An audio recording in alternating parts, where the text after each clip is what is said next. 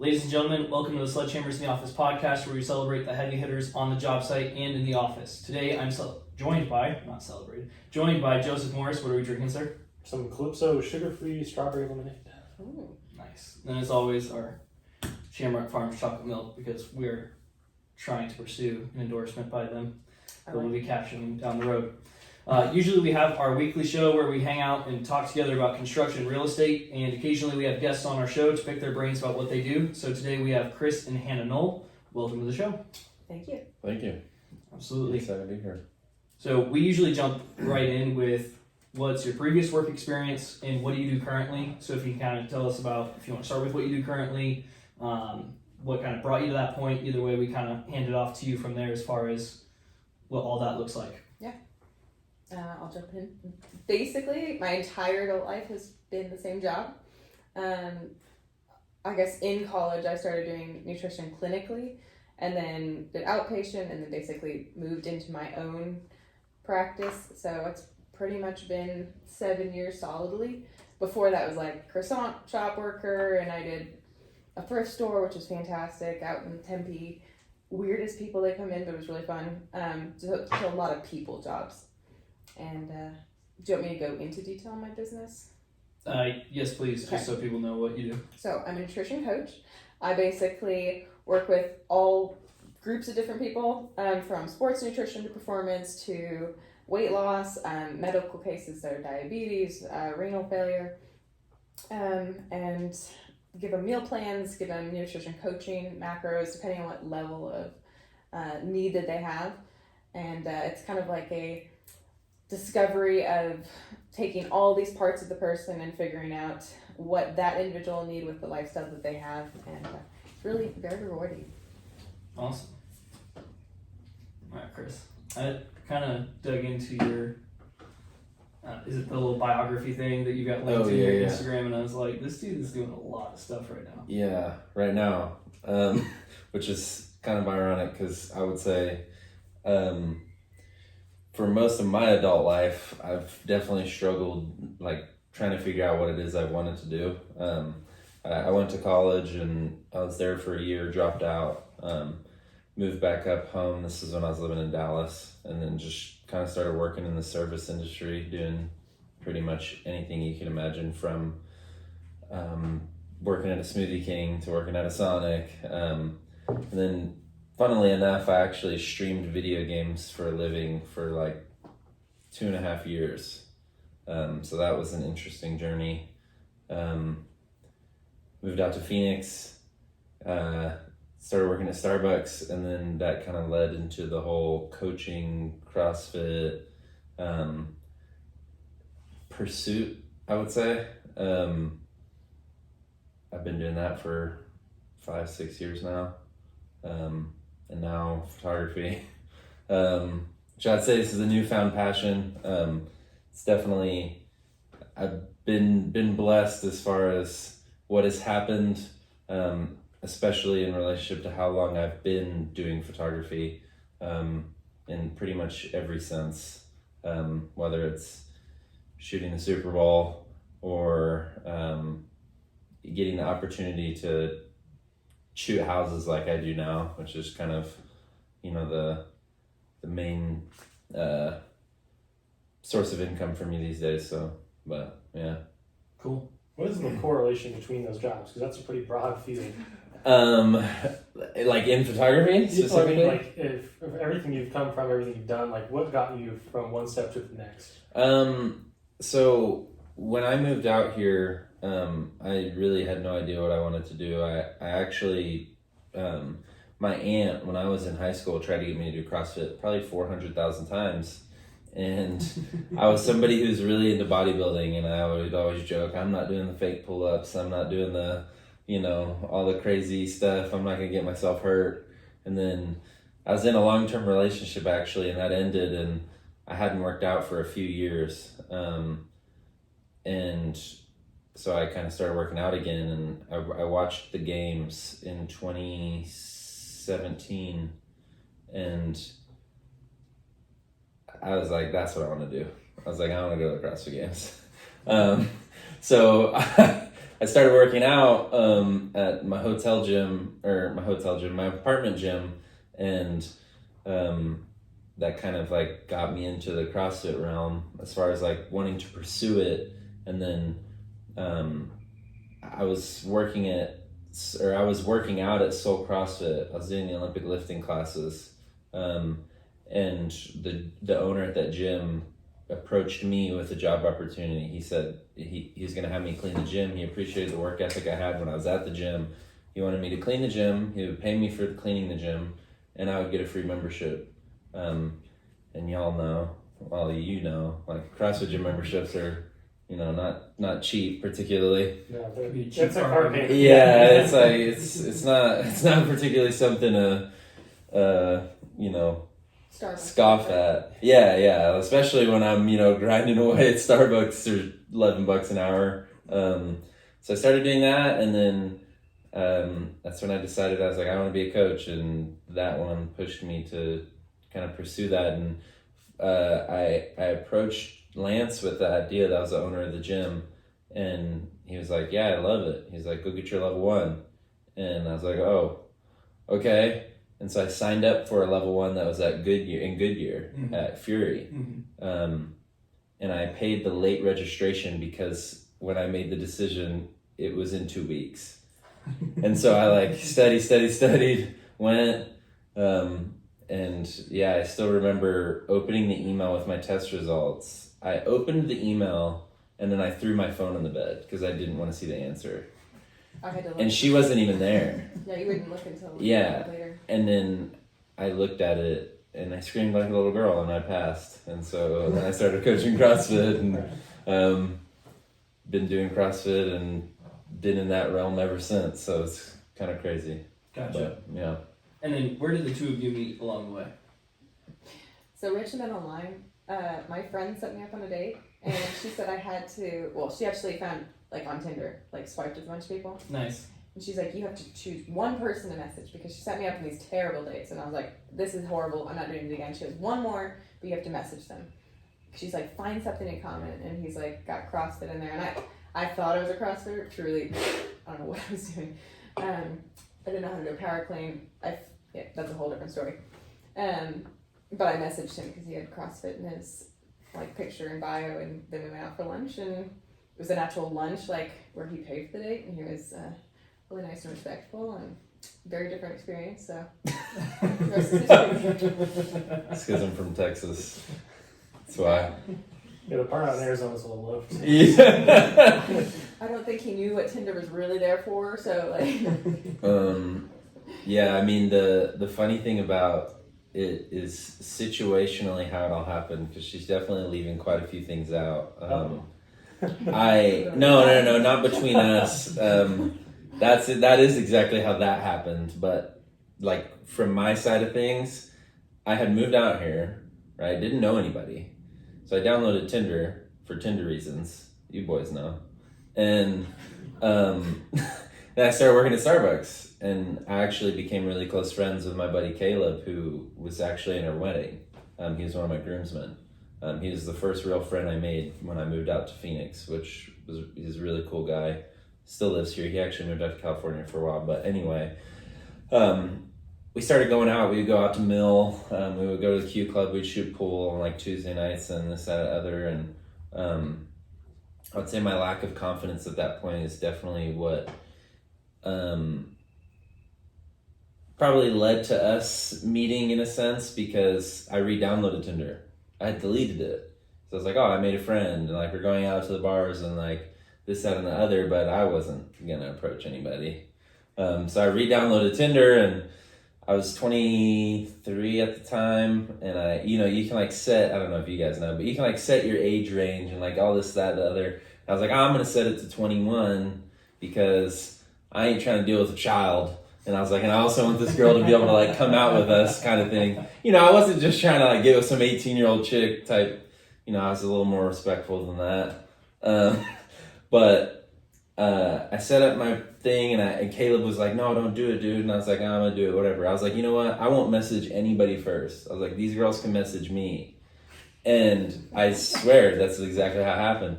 And I went back after I set all the settings. I went back and I was like, I'm going to change the age to 20. I was like, because they might be 21 soon. Is like my way of justifying a wider range of women. And literally like 2 days later, Hannah and I matched, and she messaged me first, and she was 20. He didn't know it then, but it's totally a God thing. Yeah. Crazy. It's funny. Crazy. Yeah.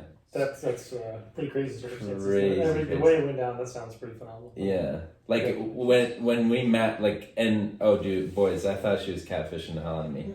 I mean, like, look at her. Like, to be honest, like, dad on Tinder? No, dude, that's not a thing. You know what I'm saying though? Like, bro, it's like I came wearing a t-shirt dress, and he literally took the takeaway that my calves were large. that's all I could see. I could just see calves. That's important for the record. She was wearing like a quad XL t-shirt. I literally talked about it in our vows. Very fashionable that time. I talked about it in our vows.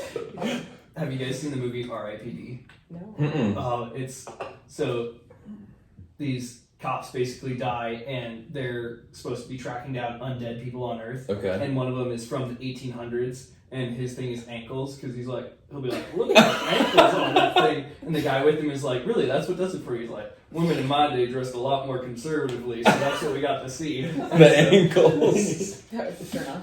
Yeah, I guess it was the calves. Alright, so jumping a little bit more into the business part, and then we're going to be jumping back and forth with you guys if that's alright. But Hannah, for you, what does client onboarding and then the progress that you go through with them look like in the lifetime of a client? Because there's some people where they're going to be like, hey, here's an Excel spreadsheet, you paid for it, it's a one-time buy. Or there's some people where it's like, I've got eat chicken this day, beef, fish, and then they randomize it for the next month. Here you go, so it still stays up to date. But what does your onboarding and then lifetime of a client look like? So my whole mentality of my business, the way I run my business, is very different than your standard, and I like to believe it's what sets me apart. So when I take a client on, I am going through labs, we're going through medical history, we're going through health history, we're going through the relationship with food as a kid, what their weight gain history, weight loss history was, what diets they've done, everything you can possibly think of to basically figure out who is this person, what have they been through, what does their gut microbiome possibly look like based off of that, what do their hormones look like. In a lot of cases, I work with a lot of women who are over 30, and the reason they're coming to me is because they've tried everything else on the planet. They've done their own diets, they found the templates, they've worked with other nutritionists, and they just can't seem to lose weight. So it's knowing they're coming in with a challenge where it's like, can I fix this? And what is it going to take? So sometimes there's a lot of disclaimers of, hey, this is what it's going to look like, but here are some possible things we're going to deal with. Like in a hormone case, it might take a month and a half of repairing metabolism because of the damage you've done, the stress that you have in your life. And then we can actually jump into the actual weight loss. And that's a hard sale. Like telling someone that, hey, you might have no actual like visible progress, because that's what everyone wants. They want to see a number on the scale go down. They want to see their clothing falling off. That's the goal. Lose 30 pounds in 14 days, like the magazine says at the store. Even the athletes that come in and they're like 15% body fat and they want to be 11%, they still have this, and I guess that jumps further onto things, but they have this expectation of past diets, because that's everything everyone ever sees, is basically, you're going to give me a guide, you're going to tell me what I can't eat. So basically, I take a client, I get all that information, and then I tell them realistically what I think it's going to require of them. In some cases, I will assess what I think the level of either someone's previous education of nutrition, where I think their mindset with food is, kind of their discipline level in a lot of cases, and figure out, okay, this is what I think you're actually going to be able to start on. And that could be a meal plan. For majority of people, it's actually a meal plan when they start, where it's everything planned. They tell me if they don't have a microwave at work, so they can only have cold foods, or vice versa. So it's to the extent of, I've got people who like work out of a hotel, and so everything has to be in a tiny little fridge, or they live out in the middle of nowhere, so they only have one grocery store, and everything has to be from that grocery store. So I plan everything out, breakfast, lunch, dinner, snacks, figure out what their schedule, and then essentially the first month, even if they're making fantastic progress, is figuring out what's going to work the best for them, because I can't read minds. I don't know what their lifestyle is off the very bat, and would typically make changes. So I always tell people, they're signing up for at least 2 month commitment because we have to figure out what's going to work, what's not going to work. And then after that point, by 3 months, I'm typically pushing someone to start looking at more autonomy. I don't want someone to feel like they have to work with me past 6 months. I feel like I have failed if that is where they're at. And if they just like the, having meals told for them, which is the convenience, and a lot of specifically moms like doing that, or just busy working people really like that. I was going to say, I like that too. I don't like Yeah. to think about It's anything true. when it comes to food. Or athletes. Athletes, my biggest group of like, hey, my performance is really important, but I don't want to have to think about what all the math works out to be. I don't want to have to think about whether I'm balancing it. Like, they know the basics, but they don't want to have to do the thinking. So I do that for them. So I do have people who've been like 5-year people. I think my longest standing client really just hit 5 years right now. I had someone who'd been with me from my very first client, and she just stopped a few months ago. And she'd been in accountability, just more or less. Just wanted to like have a check-in once a month, so we just did it. And she'd hit her goal like 3 years ago, and she just liked having ideas. And she was a little bit like attachment problems. Fabulous lady, actually love her. But she needed the confidence to be like, okay, I can totally do this on my own. And so we just started like less and less and less, and now she's doing fantastic. So it could basically be anywhere from 3 months to 6 months to multiple years. But the goal is educate throughout the whole process, and then kind of wean them off a meal plan. Make sure the body is set up where it has good habits formed. The person itself has the good habits formed. That you're training ghrelin, leptin, your hunger and satiety hormones, when to go off. Make sure nutrient needs are met. So if you are having deficiencies, you might be craving something that you don't realize, because your body is telling you, hey, I really want sugar constantly, or hey, I really want salt constantly. And you're like, I'm just have no discipline. And typically it's because you're either starving yourself for too long, you actually have a fat soluble vitamin deficiency, so you store fat soluble vitamins in your adipose tissue and your liver. And in our diet, we could be eating so much food, and we could have so much weight on our body and still be very nutrient deficient. And people don't quite realize that, where you look at it, and a lot of people who come to me, they're obese, and they'll look and say, there's no way I could be low in things because I'm larger. And then if you really narrow it down and look at, you lost 30 pounds all at once, so you actually lost a lot of nutrients, not because you lost a bunch of mass all at the same time, and you lost it all in like a month. So realistically, we also have to make sure that's going to be able to not come back up as we're trying to continue that weight loss. Yeah.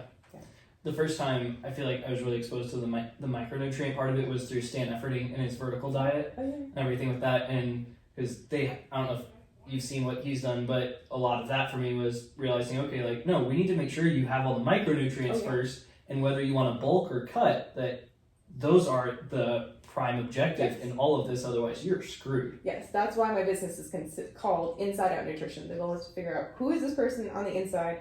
We need to make sure everything internally is healthy, and then as a result of having everything internally healthy and cared for, then the external is the kind of the benefit that comes from it. And most people, even if we're still working on hormone repairs, they're still going to have compositional changes, because it's almost unavoidable to have muscle gain and repair because you've been underdoing it, and have fantastic energy and better sleep, and those things should all be there. It's just the weight and having that drop like they want typically could take longer. Yeah. How many touch points do you have with someone in the first 60 days?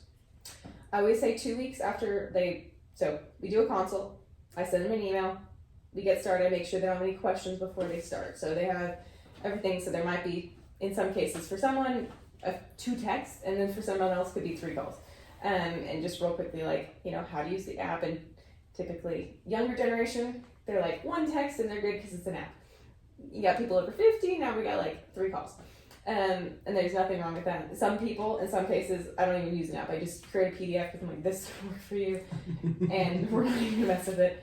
And then after that, it's 2 weeks. And then consecutively, I try to really, really encourage that's their responsibility to book, but I want to see them every 3 weeks to at least once a month minimum, because, again, can't read minds.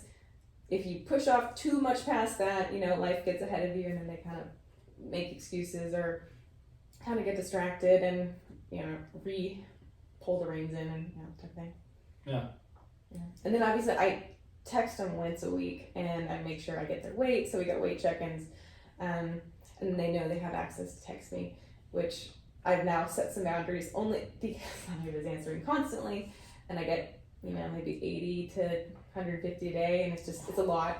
So now I just basically 12 hours to respond, and I'll batch, like literally on my to-do list during the day. I have end of the day I have to have all my texts done, but I will batch every couple hours. I'll just start responding to texts, move on to the next thing, batch text response, and it happens with my friends too. They hate it, but they're in the batch. So yeah. And then with the app, is that something you guys had to develop? Did you have someone develop it for you? What is that? So it's actually called Chronometer. It's accessible to anyone. It was created by dietitians to be utilized by dietitians. So it shows micronutrients, and it shows it's every food in there has to be verified. So if you ever use MyFitnessPal, you can pull up an apple, and there's like 7 different apples, and one of the apples has 0 carbs, and another one has 60 carbs. And it's simply because people are just adding apples into the into the MyFitnessPal app, and it's not really accurate. So when someone who doesn't know, because I've had plenty of clients go, apples don't have carbs, right? Or banana doesn't have a carb, right? Like, absolutely doesn't have carbs. Those are types of people that wouldn't know any better, and they would add it to their food, and they think they're like hitting these certain marks. So it's an app like that, and I also have access, so I can see everything they use. I can program the food into the app. It's a very I can reach out to customer service, and they can make a modification if I need it. I can literally import a recipe link from online. It creates a recipe for me. So it's a very handy little app. That's super cool. All right, and then Chris, this is something that I've been noticing as far as there's a lot of people who they'll have kind of their time split between different endeavors. So how do you split your time personally? Because there's some people, if it's on social media or whatever, and they talk about how they're executing at a high level across all these things, and then I look at my day and I'm like, I can focus on like maybe 2 things, and the wife's gonna be mad at me by the time I get home. So how do you split your time in between each of those things? Do you try and allocate time on, is it a percentage basis of things that are clamoring for your attention? Is it based on, hey, I've got days allocated and kind of like batching like Hannah said, or what does that look like? So we're definitely very opposite ends of the spectrum as far as like how a business is run, in a sense. She's very type A, organized, charts, lists, that and the other. And I'm Fly by the seat of your pants. Yeah, I've always done pretty well, just kind of winging it. Like you can probably tell, I don't have my notes. She has things written down on that piece of paper of notes that you sent to us. And she's like reading it as we're driving up here. And she's like, did you look at them? I was like, yeah, I read a couple of them. Like, I don't know. I just kind of do well when I need to do the thing, perform, if you will. But I would say lately, I don't know that I ever like focus on allocating more time to one thing than the other. If I see an opportunity, I just kind of taken it. And like, like you say, like function at a high level, do this, that, and the other, like all the mumbo jumbo, all the BS you see on Instagram, like that's probably an important lesson I've learned in the past 6 months is like, if you are given an opportunity, why not take it? Like, why not say yes? Like, what's the worst thing that's going to happen? And honestly, in the past 2 or 3 months, I've seen a lot of success just saying yes to things, as far as work goes. And from a coaching aspect and also from really a photography aspect, I would say that's kind of the only reason I'm able to do what I am currently doing with photography is because somebody reached out to me. I said, screw it. Yes.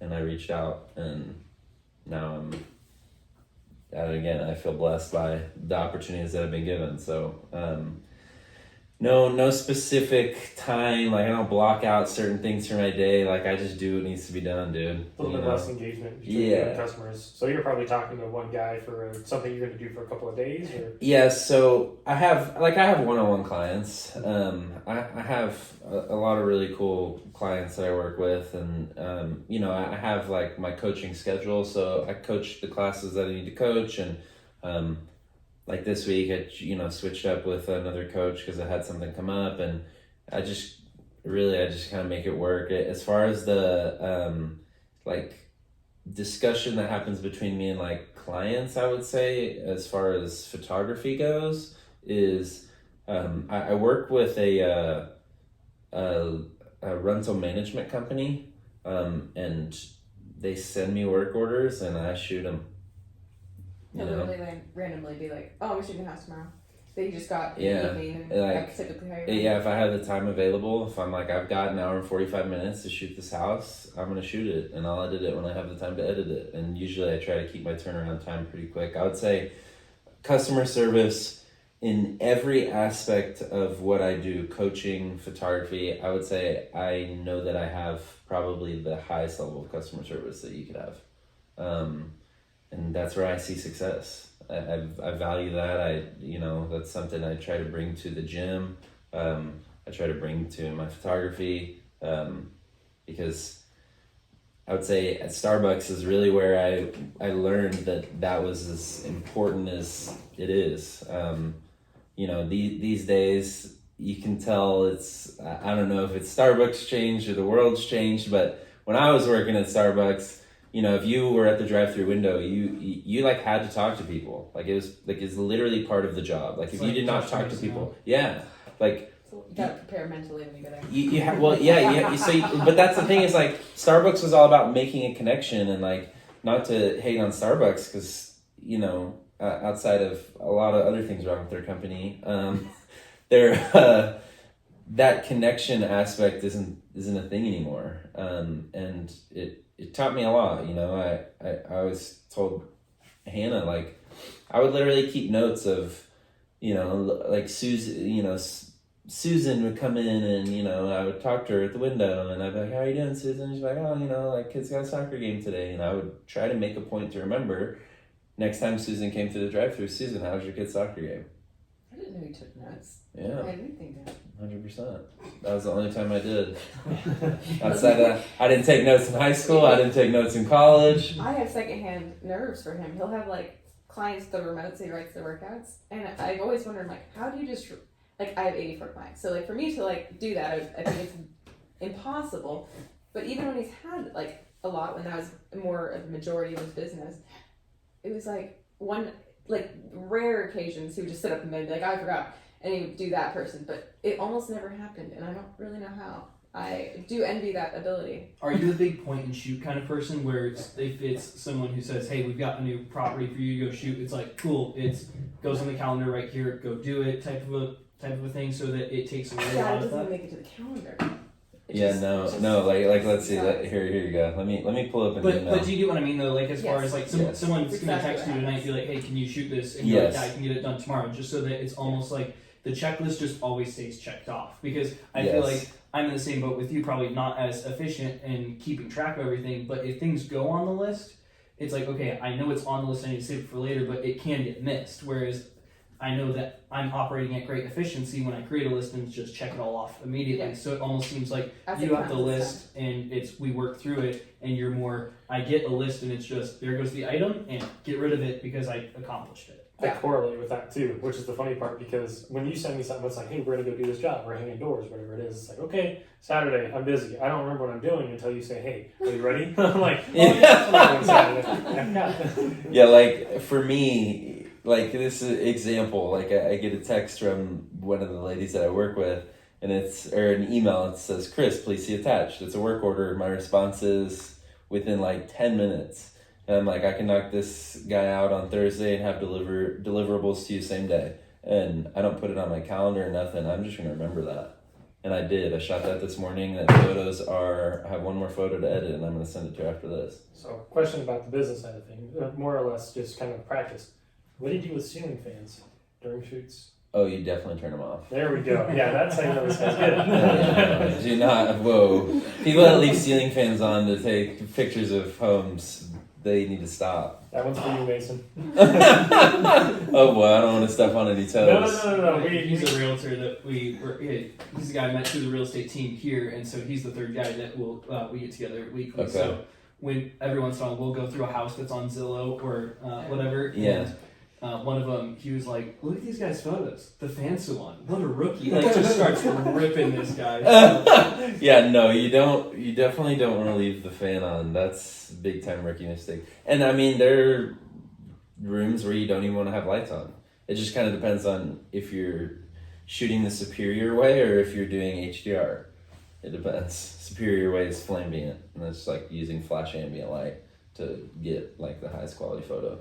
Whereas HDR is like you click it and it takes like 3 separate bracketed images, and like one's at a low, one's at a medium, and one's at a like high exposure, and then you try and blend them together. But really, it just kind of looks like a POS. So that's the other thing. That's the one acronym I need there. Swearing is up to you guys. So if you want to swear on, Oh no, I'll keep it out. But Right. you know, it's one of those things like It's I don't. Yeah, we're not gonna go there. Let's not apologize for She wouldn't deny it at all. She would embrace No, it. yeah, I would definitely say historically, I definitely have had a potty mouth. It has definitely cleaned itself up quite a bit, but yeah, I mean, I was 6 years old running around listening to the explicit versions of Papa Roach songs. Oh, Yeah. nice. Like, you know, and I would sing it. My mom didn't care. He definitely was like real careful around my parents at the beginning, and then True. recently she decided, just No, I'm just gonna be me. and my mom wouldn't care, but there's definitely moments where she's like, her eyes get really wide and she just doesn't know what that means. she's so sweet. Lucy's too sweet. Yes. I don't swear around my wife, but the funny thing is, and also the problem, when I see Joe or his roommate, and if we're all out like on a job or we start talking about a job and she's there, I click into work. Job mother. Yes. And then that's where my mouth starts going. Yep. It's funny because like I'll walk into a room, see them, and that immediately comes on, and she's like, "Why?" And I'm like, "Sorry." I definitely, outside of coaching, I definitely curse more at the gym. I will do my absolute best to not curse as I'm coaching. Like, I try to have a level of professionalism in that sense, but yeah, like if I'm at the gym working out, talking to you guys, like whatever, and I'm not there coaching or leading anybody, that's probably when it's the worst. Yeah.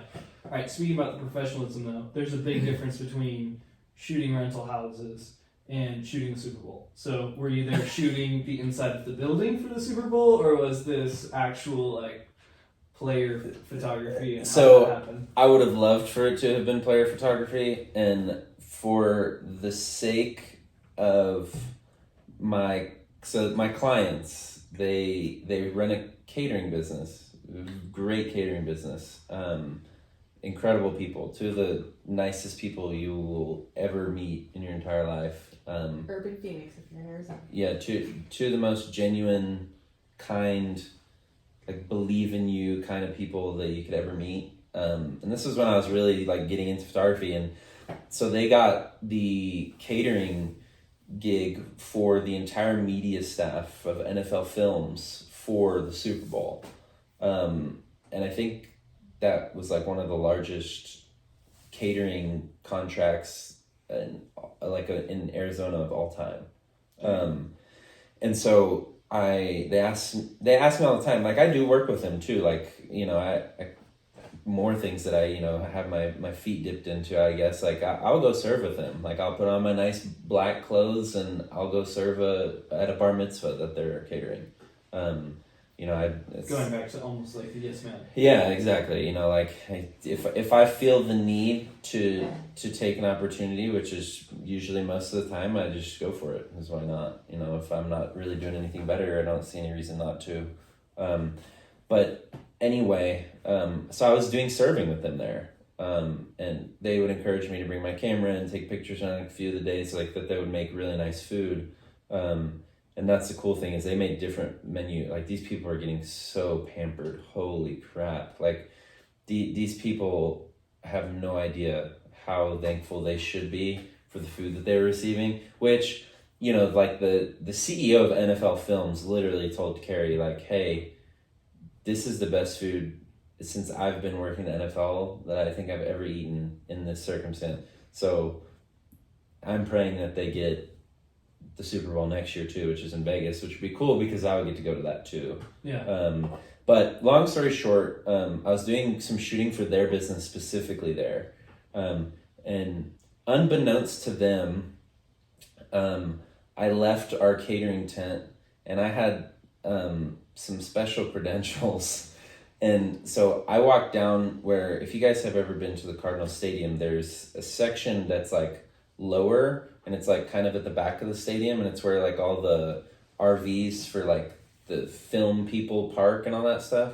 And I go down the ramp because I have the credentials to get through there, and I'm walking toward the entrance of the field, and I'm sitting there, and like the game is about to start, like the actual Super Bowl game is about to start, and so I'm like snapping pics of people, and then the men in uniform, the military guys that hold the flags, come up, and so I have pictures of them. Those are literally on my Instagram, my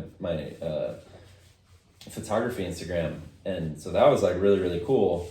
And I was like, you know what?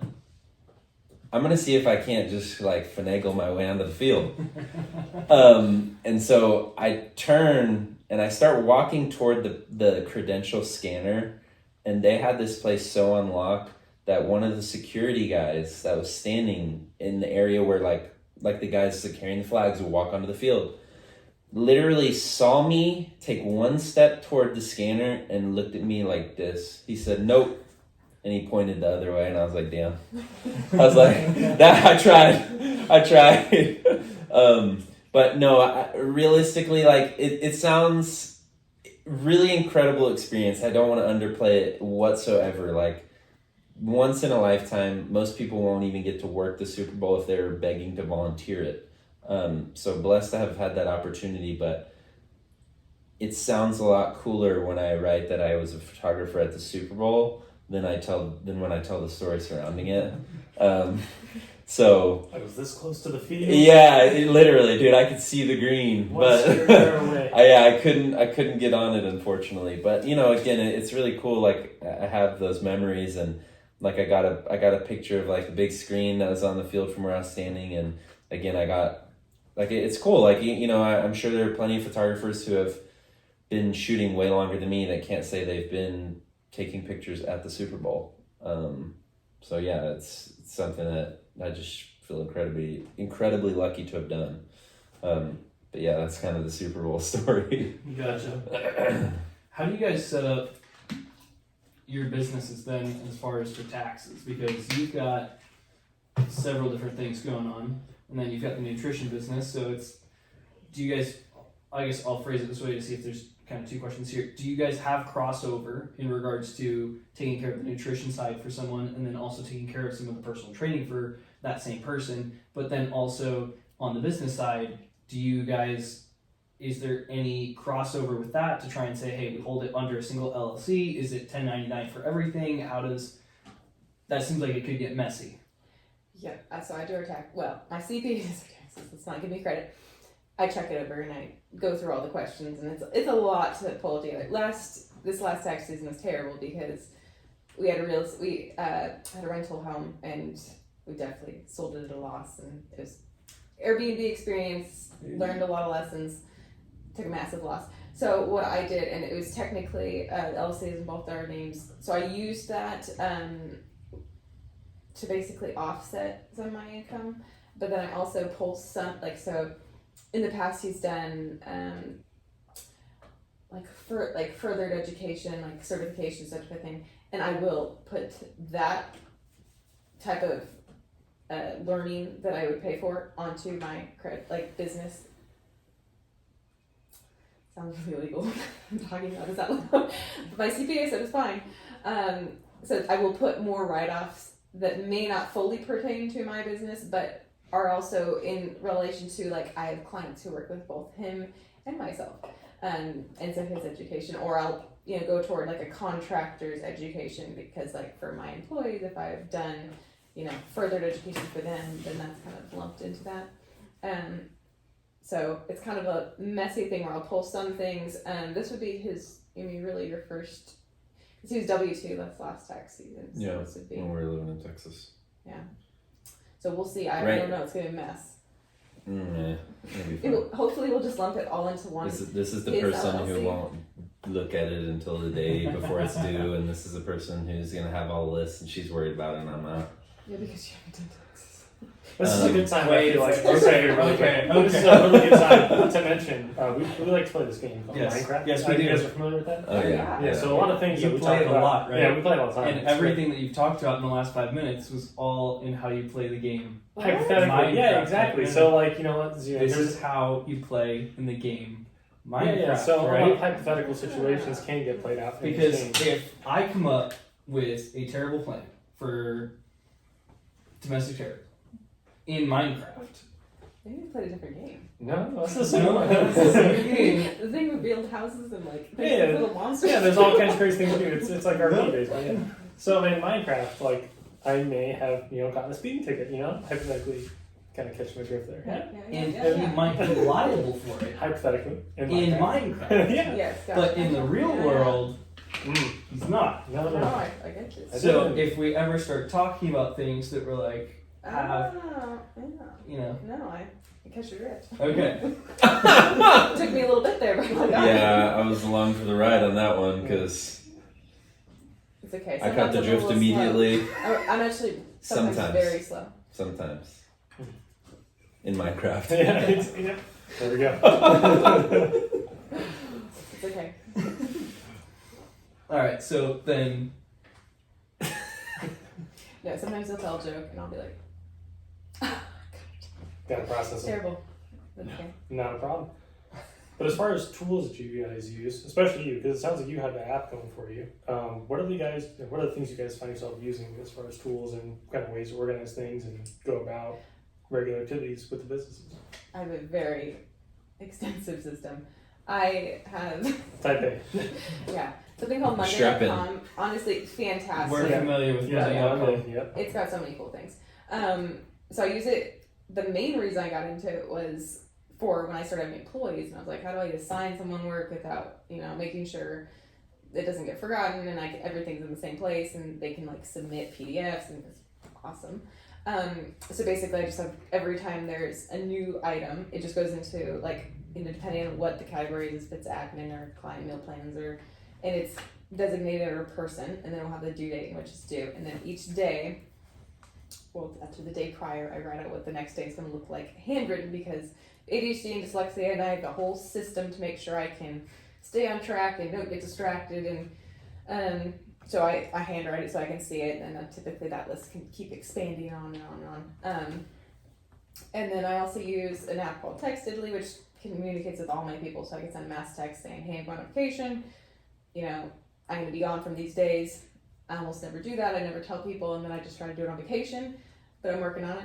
But they also get that weekly text message that is automatic, and it's like an email system, so I can open their chart and have the app on my computer, and I can go back and forth and put all of their weekly weigh-ins. And then what else do I use?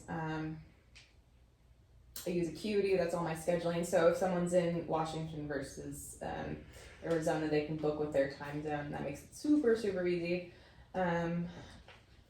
Pretty much. That's kind of the main things I use. I use Excel for all of my charting, and that way I can kind of keep. It does all the math for you, and it's fabulous. I love the formulas on there. So discipline is an understatement, is what I'm hearing, because that sounds like quite a bit to keep up with alone on just that end of the spectrum. Yeah, I don't. It's part of my nature, and I feel like that's the way I get things done. It's weird. You look at my to-do list for the day of. And I will have, so it will be just black and white, and then I will cross things off, and then by noon I put in yellow highlighter of the things that are left, so then because I look for the thing that's quickest to get my hyper focus into it. I go, okay, what's the thing I can get done and get into a hyper focus? I'm gonna knock that out, and that might be 5 down on the list, which would drive people crazy. But I'm now into this roll, and then I, by noon maybe I get up and walk around the house and do chores or whatever. Then come back and have to refocus, so I will highlight the remaining things with yellow, and then by the evening, if I'm still working at 8 p.m., I'm starting to use a blue highlighter because I have to make sure I don't forget anything.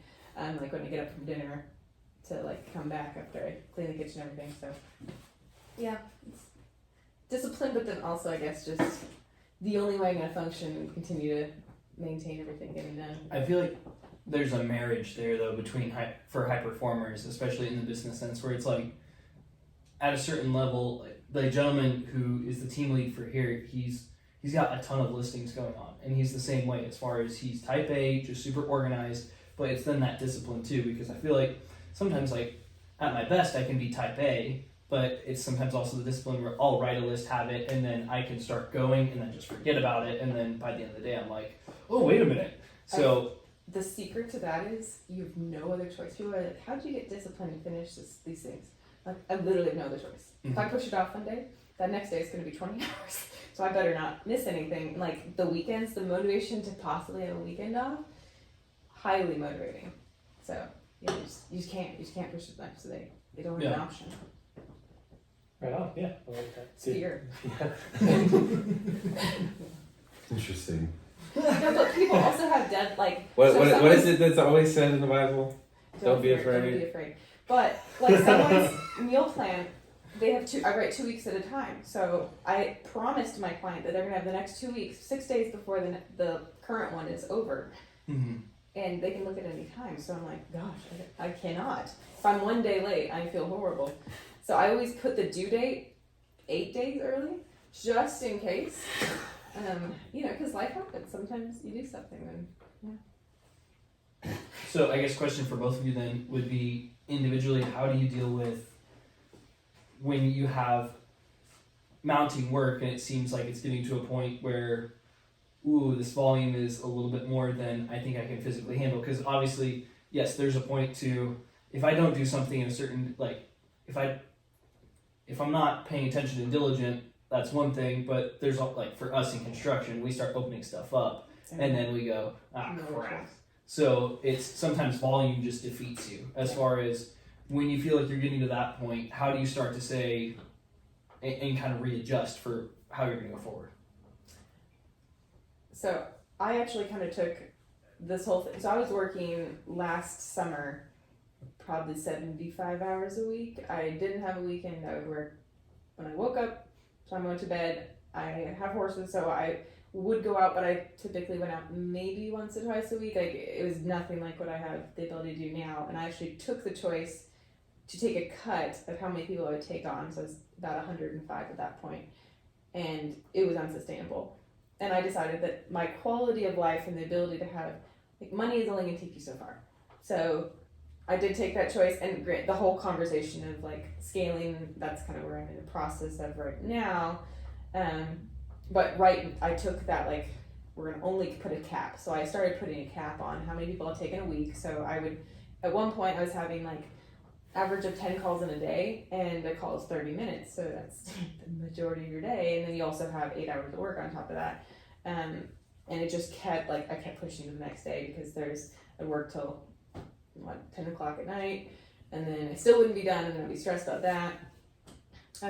So I actually just made the choice to take less people, and now I have a far more reasonable work life where I can have a weekend off and I can go see my horses, and it's pretty doable. And if it gets really bad, because there are definitely weeks that are really bad, I feel like I just know it's just a temporary time. Like, I'll just make sure I already work out at 5 a.m., but like something's just going to be pushed over, and I maybe just compromise a little bit of sleep, or my horses get a little less time, and that's kind of just for that time, because it's only temporary. Yeah. Chris, same thing to you. How do you deal with volume as far as you mentioned earlier? For you, it's a lot of times saying yes to the opportunities that come in front of you, but when the volume does start to stack up and it's like the calendar that you're not using is full. My mental calendar. I can't say that I've experienced it like she has. I've definitely been pretty fortunate as far as like what those opportunities provide me with, as well as like what I'm able to provide myself with from a time perspective. I will say something of that nature happened relatively recently. And I don't know, I was it's definitely one of those situations where I was tired and it was what it was, but I think having a better mindset like I do now than I did probably even last year definitely helped. is just kind of one of those things, like, I just need to get it done. I'll kind of, you know, give up doing something that I enjoy, or give up the time for myself, or, you know, I just kind of find a way to make it work, honestly. But again, I don't know that I've ever experienced it in the way that she has, in that sense. Like, I really don't know that I've ever had to work 80 hours in a week. But like the most recent, you know, I got a bit of homes, plus working with all my one-on-one clients that I meet, plus I had done the cactus game shoot, which, you know, that was a long day. I was there for 9 hours taking pictures, and I had about one 13-minute break where I ate 2 tacos, and that was it. Other than that, I was on my feet taking pictures, and then I had to edit all those. But yeah, I don't know. I just kind of do it. It's one of those things. Like, to me in my head, it feels like work that needs to be done at this point. Like, it doesn't ever really feel like, I don't know. I'm not afraid of it. And that's not to say that it doesn't stress me out. You know, it's not to say that I don't have that moment, but Is it the same thing though, as far as, you know, there's a light at the end of the tunnel? So it's like, it's one of those things where, hey, we've got to soldier through right now, but it's not like we're stuck. Yeah, like I even made a post today on my Instagram talking about, like, it's literally saying hard work pays off. Like, you know, it's That's not trademarked yet. funny. No, probably not, but That could be you. no. But, you know, it's one of those things, like, it does, and it has for me in many different forms and facets. And, you know, from a mental health perspective, you know, working on yourself in that aspect, a physical perspective, and now I'm feeling it in a, you know, a work perspective. And I don't know, I guess these days I just have that belief, you know, it will pay off. Some days it sucks, some days it's good. Some days you want more, some days you want less, but yeah, it all pays off at the end of the day. I feel like you also have to just talk it through. Sometimes you just need to vent a little bit that you're really stressed out. You got a lot on your plate. You're saying me specifically? Yeah, you specifically. And then you take the next day after everything calms down, like after you get it all done, you kind of take a you day. And I feel like that's enough to kind of go, oh, okay, I'm fine. I can do this. Yeah, I would say that's probably true. I mean, again, like for what's coming in for me now, and for how my schedule is, like, yeah, it's not like if you know, like, Hannah probably thinks about my schedule and I was like, what the heck, like, that's so wild and it's so weird to her, but to me, I'm like, I like it. Like, I just kind of finagle where I need to finagle. I can pretty much almost always play around to golf every single week, and I don't necessarily say that I ever have one full day off from work, but like the day that I don't have a full day off, I might work an hour and a half, 2 hours. Mm-hmm. You know what I'm saying? Like, Yeah. I would rather that. Like, if I were to work like, if I were to work 50 hours a week, right, I would rather have it equally spread through all 7 days than, like, it be jammed in 3 or it be jammed in 4. Give me 4. Yeah, so I don't know. It doesn't really bother me, like, especially when, you know, in those days where it's like I need to get 3 or 4 hours of stuff done, like on a weekend or something. You know, I'll do 2 hours of it and take a break, go do something, go hit balls at the range, or play a video game and do the other 2 hours. Like, I don't know. I definitely do a lot better job now about not stressing myself out about work than I used to. That's for sure. So it sounds like both you guys have achieved a pretty healthy work-life balance, which is, from the sound of things, super important to you guys. yeah, for sure. Do you guys feel like that plays into the business aspect where you can be a little bit more proactive after you've had that time to kind of reset? Because it sounds like both you guys kind of like to be frustrated a little bit outside of work. I think, honestly, we're both in this weird place where Hannah did do the 80 hours a week for 52 weeks straight and has now found this balance where I don't want to speak for her, but it's almost like a struggle to want to like push harder because she is doing such an amazing job and has her free times. Whereas like I'm now reaping benefits of hard work and I'm like, give me more. I don't want to sit here and do nothing. I don't want to have the time for the video game. Give me more. Like, which to that, would it also be that there's a volume difference between the two of you as far as you can look at your schedule and say, I might have a 50-hour work week load that I've got to get through, whereas yours was 80 plus, whatever that looked like. So for you, it's to say, hey, I capped out at my max and I understood what all-in effort looked like, and I put that in for a full year, and it's not like I broke a glass ceiling that was holding me down, whereas you're looking and saying, hey, it seems that when I increase that intensity, I'm seeing a return on that gain. So if I understand correctly, you two are in different places where individually you're saying, hey, I'm still building my foundation, whereas you're looking more as far as to say, hey, I've tapped out what one person can do. Yeah. And I've tapped that out in an unhealthy way too, which I think that's always appropriate when you're building something. But now for you, it's to say, what does scaling look like? So it's not that you need to go and like, Hannah, you're not pulling the same hours that you were. How dare you? But it's then to say, okay, if people are still seeking what you're doing, how do I start to replicate myself and no longer become just sole operator, but now leader of people with me? Yeah, the whole people aspect and expanding, it's so hard. It's really hard to find people who genuinely want to work. Like, I had my first ever employee. She was literally, if you could ask for an employee, and I could just create her. That was exactly what it was. She like had initiative. She was super intelligent. I didn't have to worry about. I never even thought like I don't really think about my job being a sales job, but it totally is. And she didn't think about it being a sales job either. And we just like it's just not a normal thing that you fail a consult. Someone comes to you with a problem, you just tell them how you're gonna fix it, and then they start. And that's clearly not how it really works. And I had new people who were like.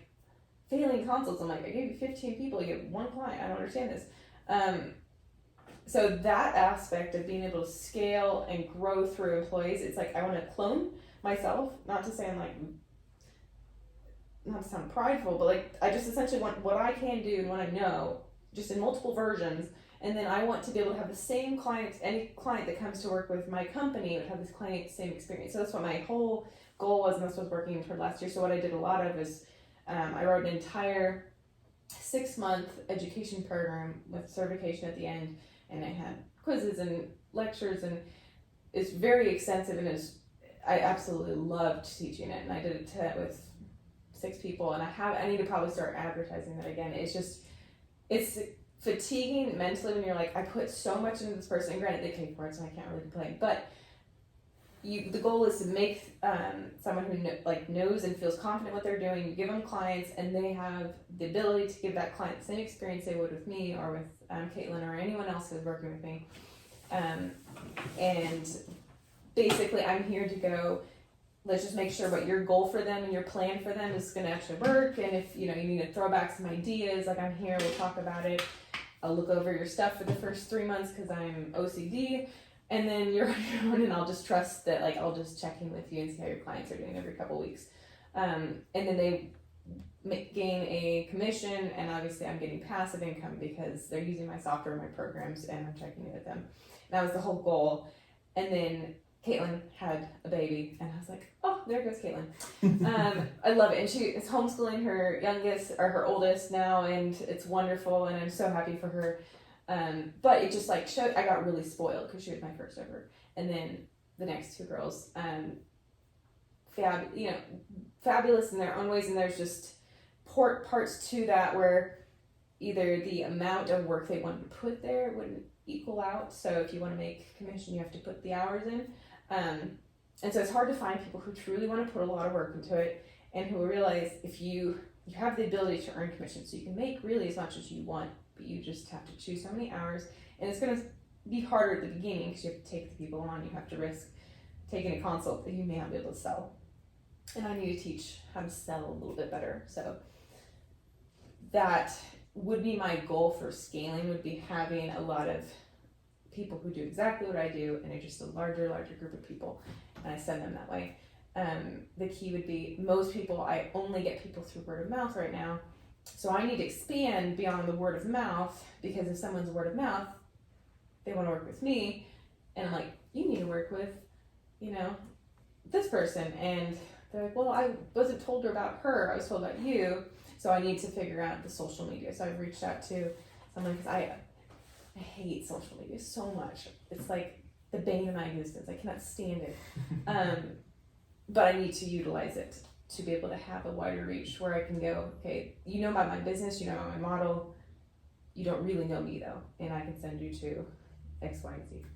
And then Which in that case, I feel like that's the hard transition a lot of companies go through, and we saw it with the company we worked at together, is going from people getting used to communicating with the business owner to the people who are in the appropriate spots, because at a certain point the business owner has their operation and function inside the business, but it's like it can't be that every time that someone wants to make a phone call, it's like, oh, yes, I know the owner, so it's like, Yeah. I don't do that job. Like I own the place, but I don't do that job. And one of my girls, Andrea, she's fantastic, and she actually came to me to work as a nutritionist, but she had a bunch of admin experience, and I was like, let's just run with that. While you're going through this internship, let's have you do my admin stuff.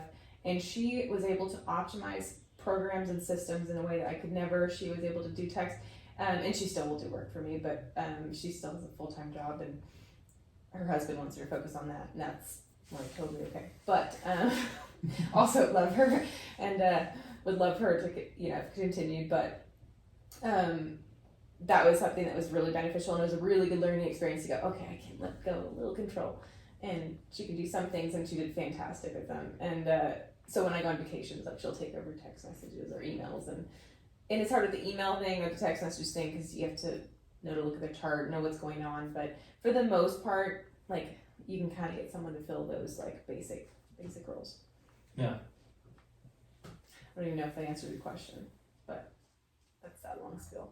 Which I feel like it does in terms of like a lot of that's the struggle of scaling, Yes. right? And that's a lot of what I look at in terms of what we're doing, because there's 3 of us right now, and we're going to be having a 4th guy with us. So the good news is a lot of us share experience in the trades, but at the same time, like, I probably have the most experience across multiple disciplines than these guys do. So for me, it's always like, okay,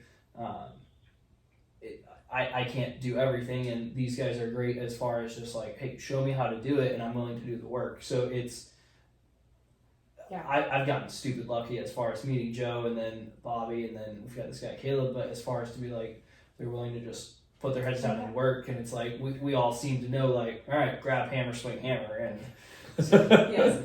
It's one of those elements of like, I don't want to change the structure and the quality in which someone and the reason they come to me, because I mean, you look at any nutrition program, they're all very templated, and not any nutrition program, there's definitely one-on-one coaching, but the standard programs you see are not customized to the individual. They might say they're customized, they put your numbers into a calculator and pop them out and send them. but no one's doing blood work, no one's paying attention to the medical history, stuff Yeah, like that. I interviewed so I've been doing some interviews, and I interviewed a dietitian 20 years, and really respect her as a person, and she loved the whole field of what I do. And then I started telling her about what she would need to be looking at, and I told her labs, and she goes, gosh, and granted she went to school in the I guess the 80s, so very different nutrition education. And that's why you have to get you're already every 5 years, because it changes constantly. That's why being really on top of research is really important, because I get a case that I had no idea, like, this is a whole new medical condition, and I'm like, okay, let's find out what this is even about. So yeah, it's been an interesting thing to talk to her, and then she was like, I had literally no idea how you'd even handle that, and she's been a clinical dietitian for 20 years, so Yeah. It's a very difficult process, and I've seen it happen. I'm like, I look at kind of where we're at, like, we're at the very beginning stages, so I try and stay very much ahead of, like, I'll buy tools way before, like, do we need this? Absolutely not. But can I buy it? Yes. And will we use it down the road? Yes. Absolutely. So like, I feel like I'm stocked in that point That's because very I'm always just looking foresight, forward. yeah. But it's like the only reason why was because I look at it as I've seen the people where scale all of a sudden becomes such that huge constraint that it's like how do we break through this, because once we can figure out the template for putting people in place, train you up, get you operable, that's when things can start to really just kind of accelerate in exponential growth. Like Chris was saying, like it's my issue right now is it's hard to really want to push that because I'm comfortable, and it's like I don't want to give up what I'm doing, and I want to get the quality so that I can use it as an excuse. So Yeah. I've been recently more motivated to really try to just add an extra hour here and try to figure out what I need to be doing, and going back to some of the basics of when I started, like going to gyms and talking about what I have. And Sean Harkins has the Roots wellness. I mean, he's a PT, but they have like a wellness center. And I was talking to him today. I'm like, hey, what if I put my InBody over there? Just random ways of doing it where he could just have someone off the street, just passive income, like just different facets, and starting like a recipe subscription. So it's not anyone, you could have this, 100 people doing it and you're still doing the same amount of work. Right. So those things are like, started doing little things like that. To some of that, as far as what do you look at your long-term, each of you look at long-term goals that you have for yourself, because obviously, like you mentioned, you're in a spot where you can be comfortable with the customer base that you have, and then for you, it's to say like, hey, I'm seeing things pay off, and I want to keep putting the pedal down, because same thing to you as far as there's two ways that you can kind of kill dreams, and stealing this from it's Frisella or Ed Milet, and they say it's one that you can get kicked in the shins enough to where someone's going to quit, and the other way is that someone can kind of get to the point of like, oh, I made the first step and it's comfortable there, but for some people it's like that's good enough. It's what would make you want to keep scaling. So I want to be a mom, and I want to get to the point where I can be a mom, still do be a part of my business and help people, and still be able to provide financially. So that would be my motivation, is I want to be able to get to a point where I work. Genuinely, I do love working. Like, I don't know what to do when I have my free time. Now that I have more of like a balanced life, I don't really have free time. I just feel every single second. It's not necessarily a good thing, but that's my personality. So even being a parent, I'd still like to have be able to have a select few clients and get to meet with them and just take on less people and just hand off the rest. So I want to be able to get to that point where 10 hours making roughly the same amount. And what I see, it's hard because financially, I grew up on my dad was the only breadwinner, didn't make a ton. We lived pretty frugally, and that was just normal to me. And so it's hard financially, because I would say I feel very happy where I'm at. I didn't ever think I could get here. And so I don't really have a desire to push, but then I also don't want to be worried about money down the road. My dad's going to be 70 pretty soon here, and he wants to retire, and so that's something he's you really need to think about now, how you're going to get there, because this is when you need to start, and kind of him giving me that, because he wants to make sure that when I'm his age, that is not even something I'm thinking about with working. So just making sure my family is all financially set, and I can have the free time to raise kids and actually spend time with them. Yeah, absolutely. Chris, what about for you? I'd say the goals thing can be pretty hard for me sometimes, especially with the struggle that I experienced, really figuring out what it is that I wanted to do. But honestly, I'm a big car guy, so I definitely like to have a home, first of all. We had 2 homes in Texas, and we sold both of them to move out here. And that was pretty hard to do, especially given that it's our first home. And then the lake house, we had rented it out as an Airbnb. It was doing okay, it wasn't doing as well as we might have hoped. But then because of where the market ended up going, we did have to sell it at a loss. But it's kind of one of those things like, let's just nip it in the bud before it gets even worse kind of deal. And it wasn't something we wanted to keep paying for while we were living out here. You know what I'm saying?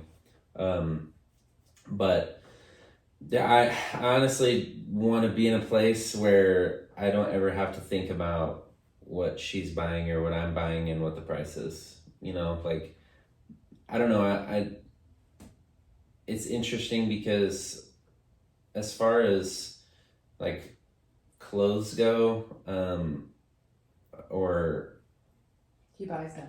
yeah, like I don't know, like I'll live in the same clothes that I've had for the past 5 years. You know, like stuff like that doesn't bug me. But you know, I would like to have not a crazy house, but some land so the horses can be with it because, you know, I know it doesn't suck for her, but it'd be lovely if the 30 minutes she spends driving to the horses and back every day was given back to her to do something else with. You know, having the horses in the yard would be cool. And then I could experience that more with her because, you know, it's one of those things like, well, if I'm going to go with her, you know, I could potentially be there for as long as she wants to be there. Whereas like if they're in the backyard and she can do what she wants with the horse in the backyard, I can come out there for 30 minutes and, you know, spend some time with them and, you know, head back in and do what I need to do. But I just don't want to have to worry about money. You know, I think he asked me the same question 2 years ago. I'd been like, I want to be a billionaire, but you know, I just don't want to have to worry about money. I want to be able to put our kids into things that they love doing. I want to be able to buy them, you know, things within reason, when they come, you know, like whether it's for sports or, you know, a cool trip. You know, I was definitely very lucky in that sense. Like my grandparents, you know, I've always done pretty well. So I was fortunate enough to do really cool things like snowboarding multiple times a year to snowmobiling and dog sledding. And like, I've done some pretty cool things. Like going to 2008 Winter Olympic Games in Park City, like stuff like that, you know? And I think it'd be cool to be able to give that to her and our kid. I want one. She wants multiple. Our kid in the future. I love how he's using the singular every time. Every time. You gotta start somewhere. Yeah. Like- There has to be a first at the very least. Yeah. That's where I'm not arguing this right now. Well, I'll wait till the second. the other problem is like twins running her family and twins running my Nana's family. So, but anyway, yeah, I don't know. Like, I would like to have a nice car. Like, I would like her to have, like, she loves her truck, which is great. And then us have a family car, and then I want my sports car. But other than that,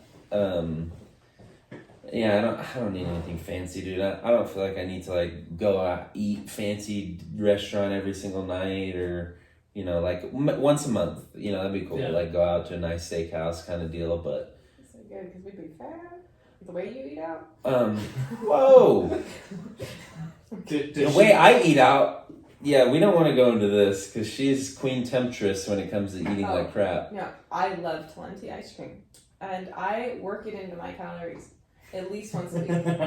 Sometimes, like Walmart, I was in my groceries delivered.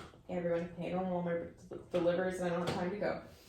And so yeah, I would work it in. They ordered, somehow it got added to my grocery order from like a previous time. Somehow. No, I genuinely didn't do this. This is from a previous time. It got an added, like it saves things that you do and it Yeah. will like auto, anyway, really intuitive. And we got ice cream twice in 1 week because he picked it up on his way home from coaching. And then, so I was like, well, I guess I have to work into my calories twice. So I did. Yeah, absolutely. She's a bad influence when it comes to food. Could you hit the AC down a little bit? Right here. You gotta be careful how you're saying that. That's my job. No, but That doesn't mean it's not the truth. I plan it into his, whether or not it ends up being that way. Like, I put his food into the app every day. I don't know if you've opened the app. I should check that. I could see when someone's last opened the app, which is great because clients will be like, I've been following it perfectly. And I'll be like, first off, I follow you on social media. Same kind of all. It tells me the last time you logged in, and you haven't logged in 2 weeks. So how would you be following it perfectly? You don't know what's on there. Yeah. And yeah, a few of them have been like, oh. So, All right, we've been going for over an hour. I don't know if you guys have any time commitments that you got to stick to. Not necessarily. Okay. All right, then I've got one or two more for you before we wind this thing down. And something I'll ask people commonly is, how does faith influence the work that you guys do, and how does that influence the outlook that you have on your life? I love this. So, I believe, and my mother raised me this way. She's probably the kindest person you'll ever meet. And I look at everybody, and that was kind of a problem at the beginning of, I want to help every single person.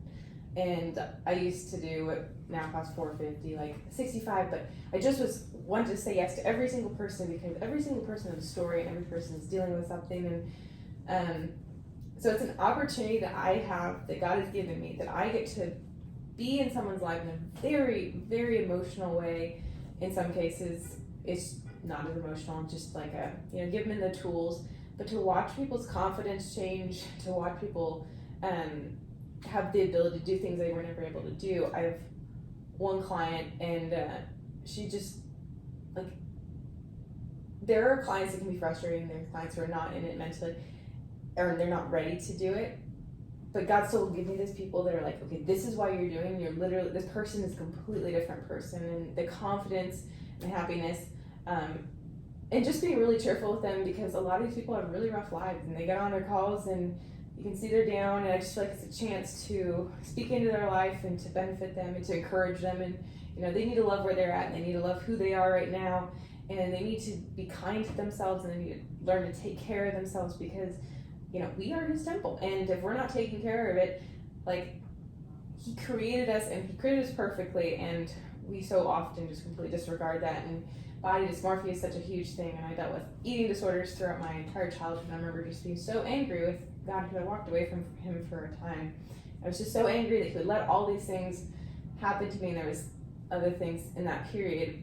But when I look back and I go, this is why you gave me these trials, to be able to know how to speak into people's lives now. So I wrote down a verse, because that's what I wrote down.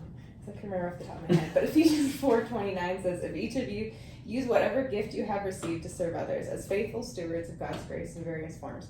And I believe that very much, that I feel like He's given me the gift of compassion toward people, and the desire to make someone smile, to be there for them, and that is kind of this job He's put me in.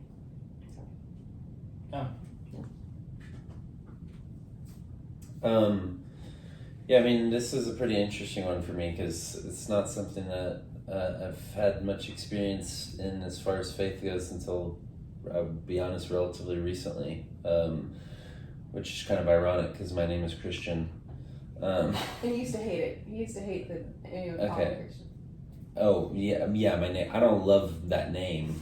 I like Chris better. Like, if I'm being honest with you, I don't love the name Christian. Only person that has ever called me Christian is my mom when she's mad, or my aunt. That's it. Nobody else has ever called me Christian. I don't know. It's not my favorite name for myself, I guess.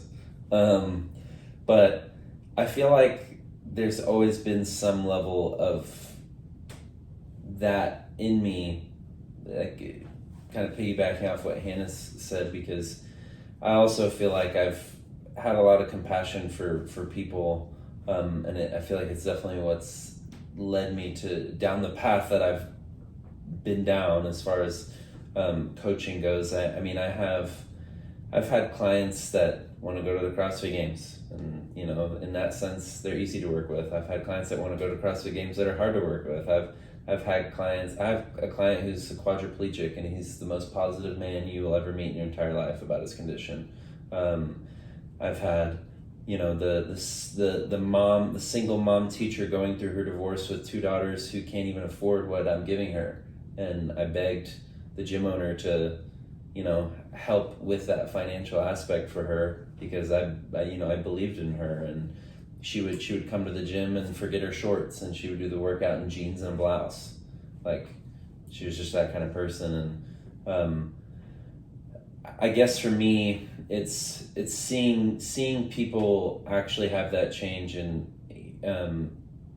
there's a quote that I think is what really turned things around for me, and it's Jeremiah 18:4, and it's Jeremiah going down to the potters, and he sees the man working with the clay, and it's God's message for Jeremiah, and he's making this thing out of clay, and he doesn't like it, so he starts over again, and the emphasis is on the word again because he started over multiple times, and it's just a reminder that like we can be made over again, with whatever it is we're going through, whether it be really good time or really bad time, which is usually when you'd want it. I feel like that happened for me, and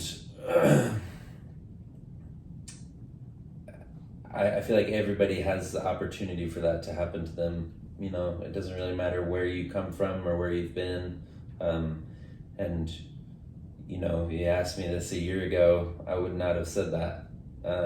So it's definitely been an interesting journey, and I feel like I've been made again in that sense, even in just these past 6 months. So these days it's one of those things. I just try and believe that He will provide, and it's funny because again, being new at this, it's one of those things with the houses thing. I'll tell Hannah like, oh, I didn't get that many houses this week, and then Monday hits and it's like, oh, I already have 5 this week. It's like, okay, there it is. So yeah, I guess to just kind of piggyback off what Hannah says, and I think it kind of goes back to like the customer service thing I was talking about recently. I just like to make people happy the way that they like to be made happy, in a sense. And even if somebody was a certain way, I still feel like they all deserve to be made again in that same happiness. So yeah, I feel like even just from the conversation, like I can tell that you guys are all about like treating others how they want to be treated and how you would want to be treated in that aspect. So, and the whole loving your neighbor as yourself. So yeah, it really comes through even just in the whole conversation leading up to this. So it's when you guys even answer with that, it's like, yep, that's what we've been hearing the entire time. So I appreciate that. Yeah. The other part of it is, like you mentioned, the faith and trusting, because the business we're both in is very dependent on, like I have been able to get just word of mouth, and I being very thankful and grateful that He's provided, opportunities and people, and truly anyone could just stop coming and my business could dissolve in 3 months, mm-hmm. and that's just never happened, and just trusting that He'll provide and He'll kind of show the next step, and He has always been faithful to do so. So it's when I get stressed, I guess that's a key there is, like, I do need to spend time in His Word and be like, okay, I need to give this to You because this is where I'm trying to take control, and I'm trying to, literally control everything, fix everything, and then I just need to go, no, it's in Your hands, because never in my entire life has me trying to take control, and like, I prayed for Chris every single day for like 4.5 years, and then God just, 6 months ago was like, yeah, we're going to change his heart. In the regard to him being open to Him. So I think He's always faithful, and it just sometimes is a very different timetable than we're expecting. Absolutely. So, yeah. True. All right, as we wind this thing down, I've got 5 quick questions for each of you, and we'll kind of go back. I'll read the question, then we'll do Hannah and Chris, and we'll just kind of work all the way through. So, what's the most impactful thing you've learned? You can do anything if you try hard enough, and with God's grace. That you can be made again, no matter what your circumstance or situation. Favorite movie? Boring. I literally don't have a favorite movie. Wedding Crashers. Right on. Your first character strength that comes to mind? Tenacity. Passion. Okay, I'll take it. I'm really bad at those questions. Bucket list, anniversary, destination. Wait, I was gonna say we should say it at the same time. Yeah, Italy, 100%. 100%. A month in Italy. Just Italy. Don't care about any other part of Europe. That'd be I'd love awesome. to go Ireland. Ireland would be cool. Well, yeah, eventually, but just Italy. Second on the bucket Yes. list. Yes, there you go. Where can people follow what you're doing or contact you guys in regards to working with you? So my website's insideoutnutritionusa.com, or on Instagram, I think it's Hannah Null Nutrition Is there even an at? Or is It's it at at- first? Yes, yeah, I totally at have social media. Yeah, no I dot don't com. even know. Yeah, that's the contact. Alright. Mine's just at. I have 2 Instagram handles. One's like I'm kind of like rebranding them. One is now at Chris_Nulltography, NULL. And that's gonna be like my more fitness, personal, like photography kind of stuff. And then just at Nulltography is gonna be more branded for like real estate specifically. And then nulltography.com is my website and stuff. So Sweet. yes, sir. Thanks so much for coming Yeah. on. Well, Thanks for having us. Thanks for the that's pleasure, fun. man. Absolutely. Thank you guys for listening, and until next time, I hope your hammer stays accurate, your Wi-Fi fast, and your work blessed. See everybody. Blah, blah. Another one from Mason. Yeah. That was awesome. That's cool.